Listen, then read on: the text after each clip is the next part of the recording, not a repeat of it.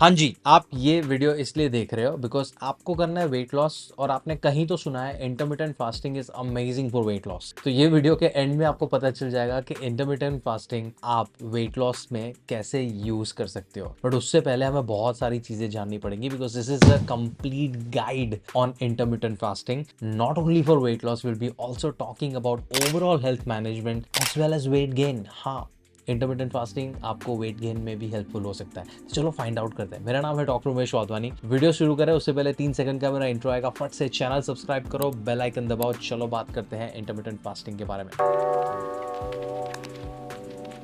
ये वीडियो का फ्लो कुछ इस तरीके से रहेगा। सबसे पहले हम इंटरमिटेंट फास्टिंग को थोड़ा सा जानेंगे, फिर हम वेट लॉस को थोड़ा जानेंगे, फिर इन दोनों को हम जोड़ेंगे, फिर मैं आपको गाइड दूंगा कि इंटरमिटेंट फास्टिंग आप कैसे शुरू कर सकते हो। Then will talk about certain challenges and will end the video with 5 commonly asked questions around intermittent fasting. End में आप सबके लिए एक बोनस है, आप बने रहो। चलो जानते हैं इंटरमिटेंट फास्टिंग। एक छोटा सा एनालॉजी समझ लो। लेट्स से आपका है वर्किंग आवर ऑफिस का 9 to 5, है ना। इंडिया में 9 to 5 थोड़ा सा 9 to 7 तक स्ट्रेच हो जाता है। तो when I was working in the UK तो वहाँ पे वर्किंग कल्चर का बाउंड्री बहुत स्ट्रिक्ट है। इंडिया में भी बहुत सारी कंपनी है जो वर्किंग कल्चर का बाउंड्री बहुत स्ट्रिक्ट रखते हैं।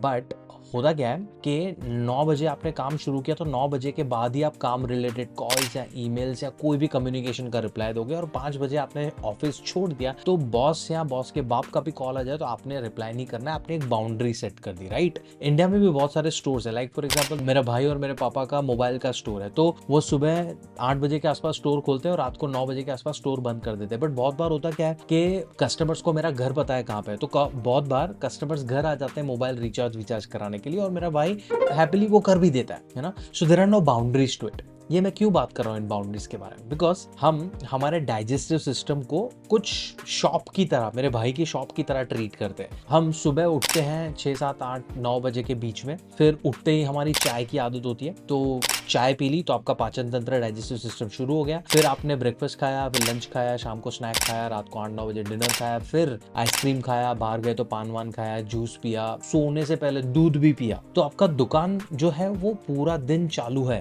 डाइजेस्टिव सिस्टम का। इस दुकान को 16 घंटे हमने चालू रखा है और रात को जब हम सोते हैं तभी मुंह पे ताला और डाइजेस्टिव सिस्टम को ताला लगता है। इसको थोड़ा सिस्टमेटिक वे में मैनेज करने का जो तरीका है ना, वो है इंटरमिटेंट फास्टिंग। इंटरमिटेंट फास्टिंग और कुछ नहीं है, is just a way of eating all the nutrients that you need in a specific eating window. तो हमारे दिन में 24 घंटे होते हैं।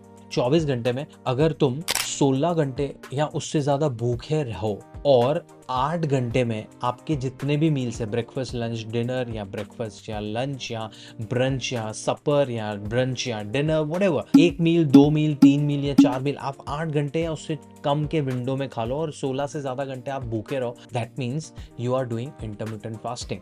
मतलब लेट्स से कल सुबह आप उठे 9 बजे और 9 बजे से लेके 12 बजे तक आपने कुछ नहीं खाया, चाय भी नहीं पी, सिर्फ पानी पिया है। हाँ, 12 बजे आपने खाया अपना पहला मील, आप उसको ब्रेकफास्ट बुलाओ, लंच बुलाओ या ब्रंच बुलाओ, आपने वो खा लिया, आपका पाचन तंत्र या ऑफिस हो गया शुरू।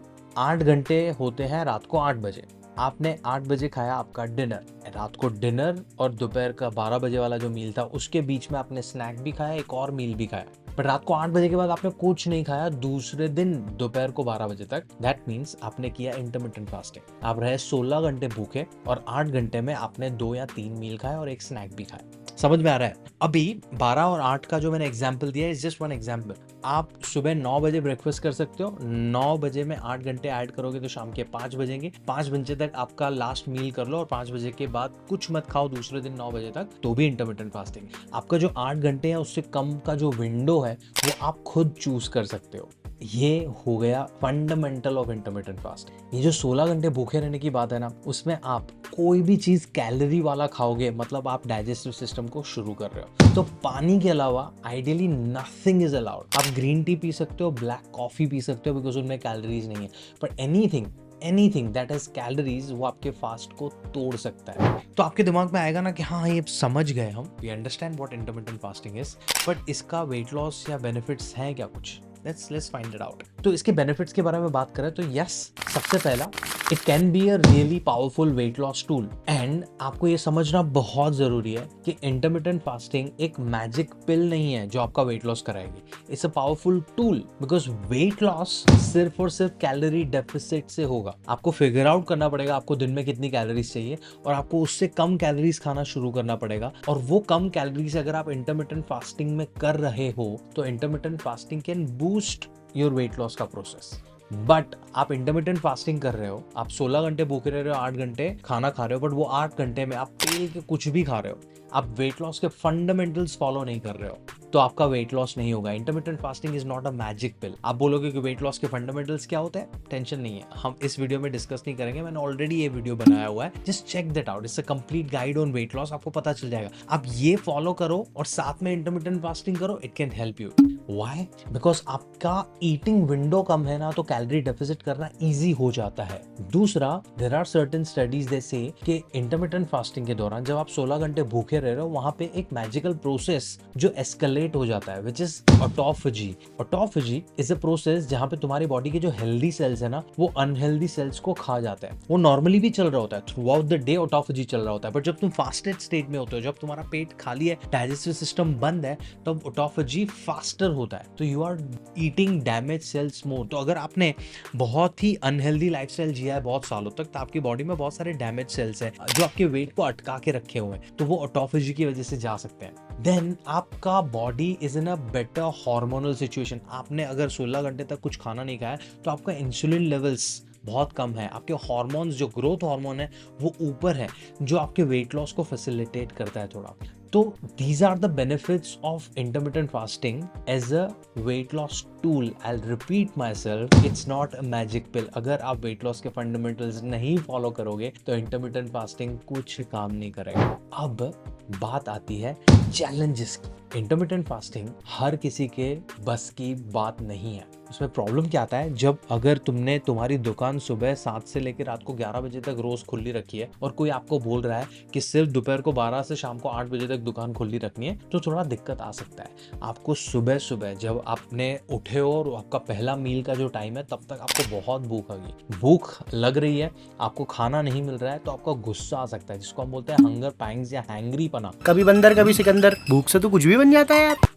आपको वो आ सकता है, आपको खाना नहीं मिल रहा है तो आपको वीकनेस आ सकती है, आपका ब्लड शुगर लेवल नीचे जा सकता है, आपको लेथार्जी हो सकता है, आपको इरिटेबिलिटी हो सकता है। Be assured this is very temporary. कुछ दिनों में आपको उसकी आदत लग जाएगी and your body will start getting accustomed to intermittent fasting. But ये सारे चैलेंजेस आ सकते हैं। देयर आर सर्टेन सिचुएशंस जहाँ पे आपको बहुत प्रिकॉशंस लेने हैं। You can't do intermittent fasting for example if you are already underweight. अगर आप प्रेग्नेंट हो या आप प्रेग्नेंट होने की ट्राई कर रहे हो, या आपको कोई ईटिंग डिसऑर्डर है, या आपको लो ब्लड प्रेशर है, या आपको डायबिटीज या पीसीओएस जैसी कंडीशन है, तो आपको प्रिकॉशन के साथ इंटरमिटेंट फास्टिंग करना है। आपको न्यूट्रिशनिस्ट या डॉक्टर के साथ टच में रह के इंटरमिटेंट फास्टिंग करना है। And last, whether you should do intermittent fasting or not, ये डिसाइड करोगे आप, बिकॉज इंटरमिटेंट फास्टिंग आप किसी के कहने पे कर तो दोगे, है ना, बट अगर वो सस्टेनेबल नहीं है तो वो आपके लिए नहीं है। As simple as that. अगर आप उसको अपनी लाइफ का हिस्सा बना सकते हो, मतलब हफ्ते में 2 बार या 3 बार आप रेगुलरली उसको कर सकते हो विदाउट गेटिंग इरिटेटेड,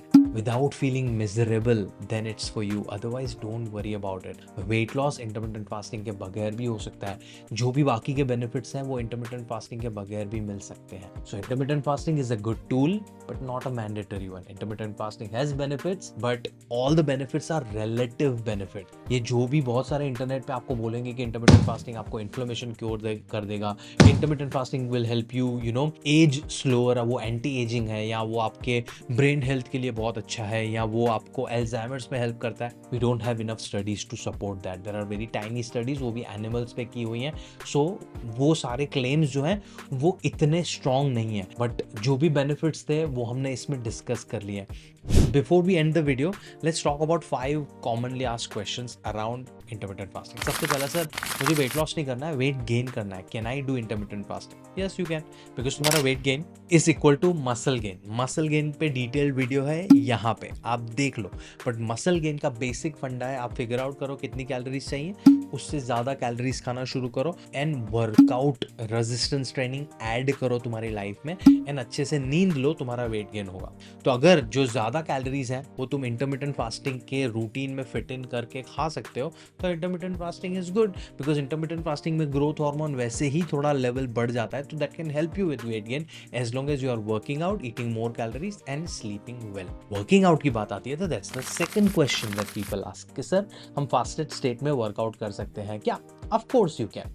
तुम्हारा एनर्जी लेवल थोड़े नीचे रहेंगे रिलेटिवली। अगर तुमने खाना खाने के बाद वर्कआउट करने गए हो और खाना खाए बगैर वर्कआउट कर रहे हो तो तुम्हारी एनर्जी डिफरेंस रहेगा ना। खाना खाया तो तुम्हारी बॉडी में स्ट्रेट एनर्जी अवेलेबल है, खाना नहीं खाया तो नहीं है। परफॉर्मेंस में थोड़ा इफेक्ट हो सकता है, but it's absolutely okay for you to workout.